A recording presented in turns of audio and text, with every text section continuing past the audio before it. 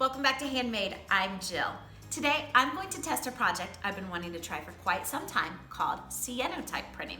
You might have also heard this referred to as sun prints. Cyanotype is an old photo process using chemicals to create cyan blue images. Cool fact, they also use this to create maps and plans, which is where we get the term blueprints. Today I'm going to reupholster a chair cushion using this process. Let's get started. So this is the chair that I bought at the thrift store for only $6. I couldn't walk away from it at that price. I love the cane back, the wooden arms and legs, and really it's in great shape. It's super sturdy. The only thing I didn't like was the fabric covering the seat. So today I'm going to use the sun print that we create to reupholster the seat cushion, and then I'll have a chair that I love. The very first step of this process was to take the 2 bottles that I received in the mail that were filled with just powder in the bottoms, a yellow greenish powder, fill it to the top with water, shake it till all the powder's dissolved, and then it said to put in a dark place for at least 24 hours. Now that they've been sitting here, I'm gonna take them and get started on our fabric. As you can see, or maybe not see, I've moved down to my basement because it's very important to do these next couple of steps in the dark. That's because cyanotype patterns are actually created when the solution is exposed to light.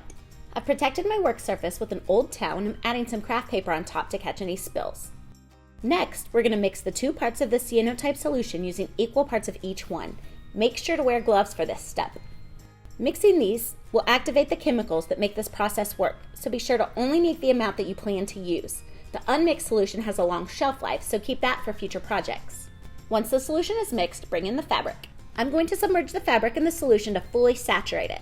I did try brushing on the mixture with a foam brush, but it created uneven areas that I didn't love, so this is a much easier plan.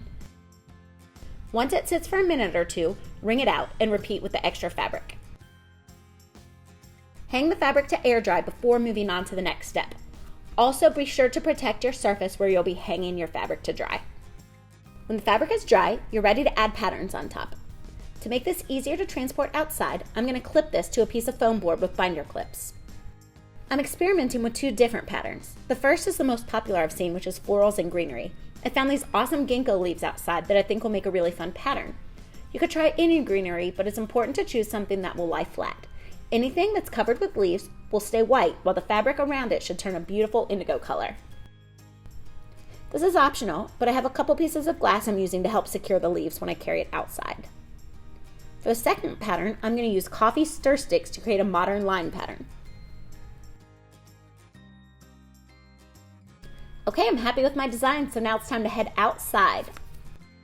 Alright, so our leaflet has been outside for about 5 minutes, and it is definitely turning darker green in some places, and it actually seems like maybe a little bit lighter in some other areas, like the lower right corner.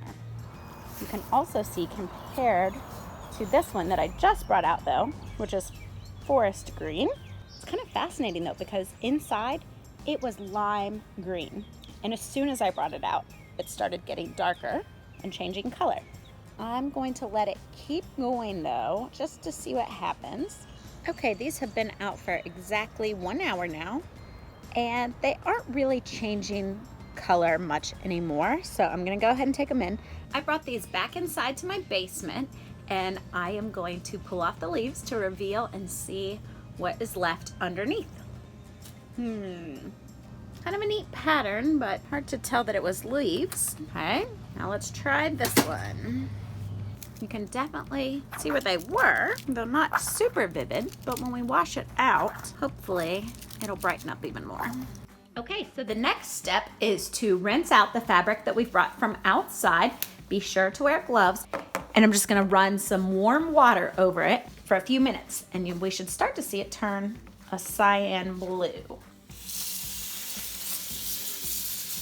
So you can see the water in the container is kind of a greenish, but we're just gonna keep rinsing this until the water runs clear.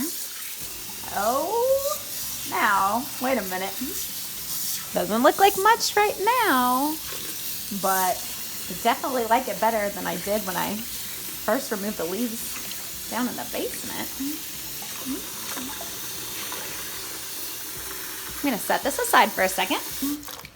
So we could stop here and just take this outside to dry for 24 hours and it would achieve its final blue color.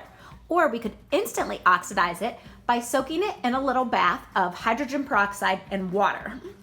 I'm gonna add 3 tablespoons of hydrogen peroxide and some warm water. Mix that around.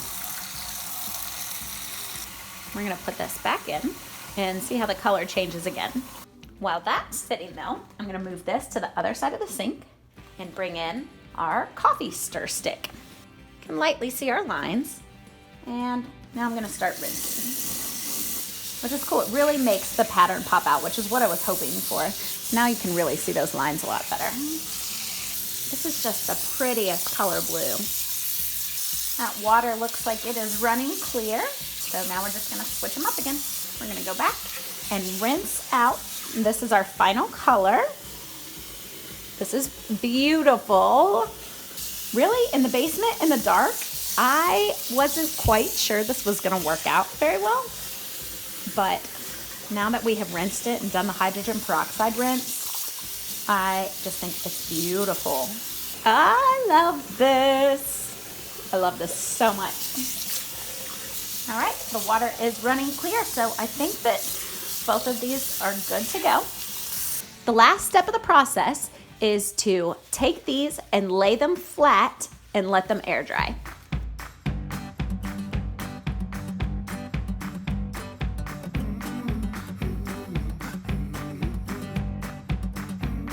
Oh, I think that's gonna be beautiful.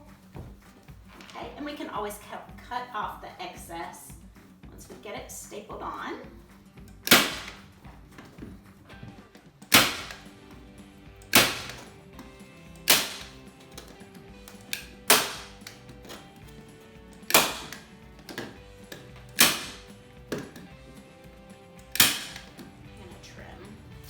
Quite a bit before I finish up my last 2 corners.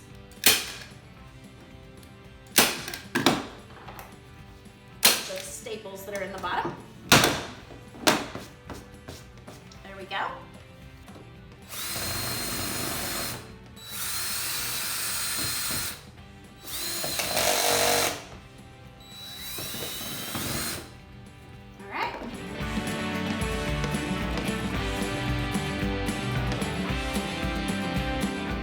Guys, that's it for me. I had so much fun testing out this cyanotype method. Let me know in the comments below what objects you might try to make an image of.